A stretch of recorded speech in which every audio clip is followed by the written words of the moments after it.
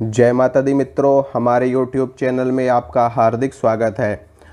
लोगों के मन में बहुत ज़्यादा कन्फ्यूज़न रहती है बीज मंत्रों को लेकर के। बार बार मुझसे ये प्रश्न पूछे जाते हैं और मैंने कई बार लोगों को बताया भी है कि बीज मंत्र का जप आपको कैसे करना है, और उसके बावजूद भी काफ़ी लोगों के बार बार ये प्रश्न आते ही रहते हैं। उनको समझ में नहीं आता कि श्रीम बीज मंत्र है तो इसको श्रीम पढ़ें या श्रृंग पढ़ें, एंग बीज मंत्र है तो इसको एंग पढ़ें या एम पढ़ें, ह्रीम बीज मंत्र है तो इसको ह्रीम पढ़ें या फिर ह्रिंग पढ़ें, क्लीम बीज मंत्र है तो इसको क्लीम पढ़ें या क्लिंग पढ़ें।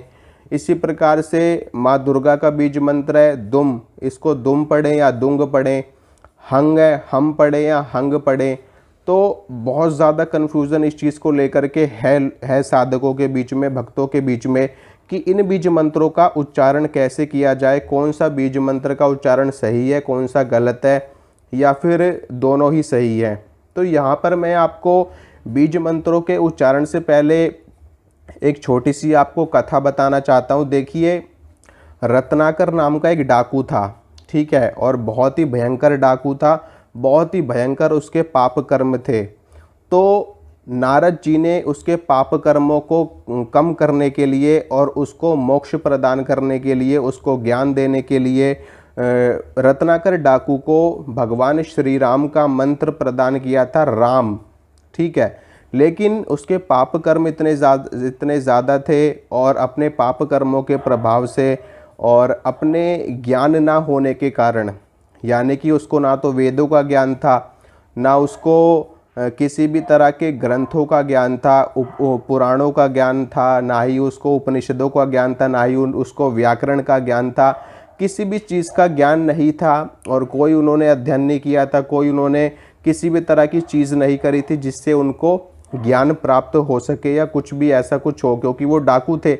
उनका काम ही यही था, चोरी करना और लूट लेना लोगों को, लोगों की साथ छीना झपटी करना। डाकुओं का तो यही काम होता है, और वो जंगलों में ही रहते हैं, पहाड़ों में ही रहते हैं, छुपे हुए रहते हैं हमेशा। तो नारद जी ने उनको भगवान श्री राम का बीज मंत्र राम प्रदान किया था, लेकिन अपने बुरे कर्मों के कारण वो राम को मरा शब्द उनको समझ में आया, यानी कि वो मरा शब्द उनको सुनाई दिया, मरा समझ में आया, और उसी मरा को जप करते करते वो महर्षि वाल्मीकि बन गए, ठीक है। तो इसी प्रकार से अगर आपको भी ऐसी कोई दिक्कत है, आपको भी समझ में नहीं आ रहा है, आप खुद देखिए कि गलत उच्चारण करने के बाद भी, गलत मंत्र का जप करने के बाद भी, जब रत्नाकर नाम का डाकू महर्षि वाल्मीकि बन सकते हैं, और उसके बाद में उन्होंने तरह तरह के ग्रंथों की रचना करी। आपने देखा होगा कि वाल्मीकि रामायण की उन्होंने रचना करी, किसके प्रभाव से? ईश्वर की कृपा से, ईश्वर के मंत्र का जप करके। चाहे भले से उन्होंने गलत मंत्र का जप किया हो, उन्होंने राम की जगह मरा उच्चारण किया हो, लेकिन उनके भाव सच्चे थे, उनके मन में भावना सच्ची थी और शुद्ध हृदय था उनका, और ईश्वर के प्रति उनके मन में भक्ति की भावना थी। लेकिन गलत मंत्र का जप करने के बावजूद भी वो इतने बड़े महर्षि बन गए, ठीक है। इसी प्रकार से एक कथा और मिलती है देखने को। सत्यव्रत नाम के एक ब्राह्मण थे, श्रीमद् देवी भागवत महापुराण में ये कथा मिलती है। सत्यव्रत नाम के ब्राह्मण थे, और वो जन्म से ही मूर्ख थे, यानी कि आप उनको महामूर्ख भी कह सकते हो। और ऐसा एक ऋषि के श्राप के कारण हुआ था। जो उनके पिताजी थे वो भी ब्राह्मण थे, और उनको एक ऋषि का श्राप लग गया था। श्राप के कारण ही वो जन्म से ही मूर्ख थे, जब वो पैदा हुए थे तभी से वो मूर्ख थे, यानी कि उनकी बुद्धि भी कुंठित थी। वो उसके बाद में जब वो धीरे धीरे बड़े होने लगे तो उनके माता पिता ने उनको खूब वेदाध्ययन करवाया। बड़े बड़े महर्षि, जो बड़े बड़े विद्वान पुरुष थे, उनके पास भेजा ज्ञान प्राप्त करने के लिए और शिक्षा प्राप्त करने के लिए, विद्या प्राप्त करने के लिए, लेकिन उनको कभी कुछ समझ में नहीं आया, ठीक है। और वो उनका जो पूरे समाज में मूर्ख के नाम से अपयश फैलने लगा, यानी कि सारा समाज उनको मूर्ख मूर्ख कह कर के पुकारने लगा। वो जहाँ भी जाते उनका अपमान किया जाता, यहाँ तक कि उनके माता पिता भी उनका अपमान करने लगे कि तुम तो मूर्ख हो। इस संसार में संतान हो या ना हो, संतान ना हो वो अच्छा है कि एक मूर्ख संतान होने से। ठीक है, उनका ऐसा कहना था कि मूर्ख संतान होने से अच्छा है कि हमें कोई संतान ही ना होती।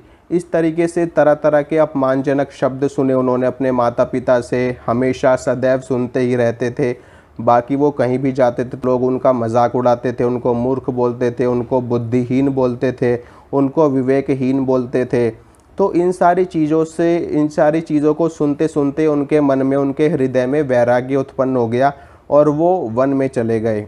वन में जा कर के उन्होंने सोचा यहाँ एकांत है, यहाँ कौन मुझे देखेगा, कौन मुझसे बात करेगा। वो वन में जा कर के वहीं पर रहने लगे।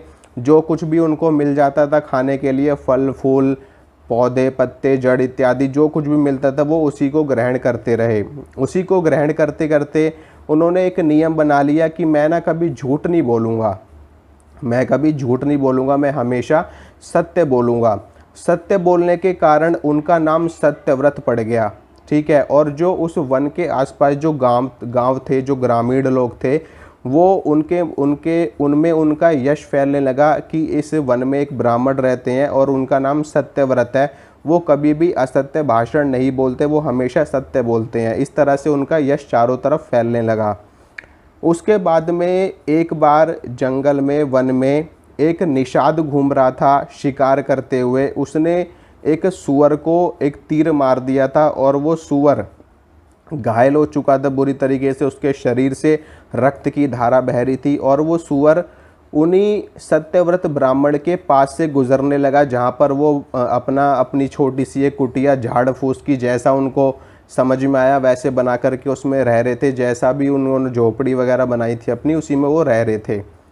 तो जब वो सूअर उनके आश्रम में घुसने लगा तो उस सूअर के पीछे वो ए करते हुए भागे, ए करते हुए उसको उन्होंने संबोधित किया, ए करते हुए। तो जो ए है वो सारस्वत बीज मंत्र है। ठीक है, ए जो है वो सारस्वत बीज मंत्र है। एम, इसको हम एम पढ़ते हैं या फिर कुछ लोग इसको एंग पढ़ते हैं। तो उन्होंने जो बिंदु लगा हुआ है, जो कि ब्रह्म का सूचक है, जो कि नाद का सूचक है, ईश्वरीय शक्ति के ब्रह्म होने का सूचक है, उन्होंने अनुस्वार भी इसको बोला जाता है बिंदु को। तो इसका उच्चारण उन्होंने नहीं किया, सिर्फ उन्होंने ए करते हुए उस सूअर के पीछे भागे और उसके बाद में, भागने के बाद में वो सूअर झाड़ियों में जाकर के छुप गया। तो उन्होंने उस निषाद को देखा आते हुए, वो निषाद उनकी आश्रम की ओर आ रहा था, तो वो अपने आसन पर बैठ गए। तो जब सत्यव्रत ब्राह्मण ने ए का उच्चारण किया तो सिर्फ ए के उच्चारण से ही उनके अंदर ज्ञान का विस्फोट हो गया। ठीक है, ज्ञान का विस्फोट हो गया, क्योंकि ये सारस्वत बीज मंत्र है। उनको ज्ञान प्राप्त हो गया माता महासरस्वती से और उनके अंदर ऐसी विलक्षण बुद्धि उत्पन्न हो गई और वो बाद में कविराज बन गए, यानी कि कवियों के भी राजा वो बन गए, सिर्फ ए के उच्चारण से, यानी कि गलत मंत्र के उच्चारण से, अनुस्वारहीन मंत्र के उच्चारण से वो कविराज बन गए। तो जब वो निषाद उनके पास आया तो वो निषाद उनसे कहने लगा, हे ब्राह्मण देवता, आपकी सत्यव्रत नाम से ख्याति है और आप सदैव सत्य वचन बोलते हैं, और जो मेरा परिवार है वो बहुत ज़्यादा भूखा है, मेरे जो बच्चे भूखे हैं, मेरा जीवन यापन ही इन्हीं सब चीज़ों से होता है। तो वो जो मैंने सूअर घायल किया था वो आपके आश्रम की तरफ आया है या नहीं आया, आप मुझे ऐसा बताइए। तो उसने सोचा कि ये तो हमेशा सत्य बोलते हैं, ये झूठ तो बोलेंगे नहीं।